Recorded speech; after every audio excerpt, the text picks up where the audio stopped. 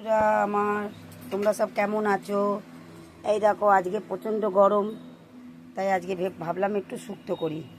এই হচ্ছে শুক্তোর আনাজ কেটেছি, আলু, কাঁচকলা, বড়ি, এখানে দেখো পেঁপে আছে, ডাঁটা আছে, একটু বেগুন আছে, ইচ্ছে আছে, ঝিঙে আছে, পটল আছে, মানে সব রকম সবজিটা দিয়ে একটু শুক্তোটা বানাচ্ছি। শরীরটাও ভালো থাকে, তাই কি না? বড়ি ভাজা হয়ে গেছে, এখানে সবজি ভাজা হয়ে গেছে, আর কাঁচা সবজিগুলো যে কটা আছে আমি তেলের মধ্যে ফোড়ন আর তেজপাতা দিয়ে দিয়েছি, সবজিটা দিয়ে দিলাম। সবজিটা দিয়ে এবার আমি নাড়বো টাড়বো, ঠিক আছে? একটা আলু বড়িতে শুক্তো করছি, বাকিটা করবো। আমার দুপুরের মেনু রেডি। এই যে ভাত, আর এইটা হচ্ছে শুক্তো যেটা দেখালাম,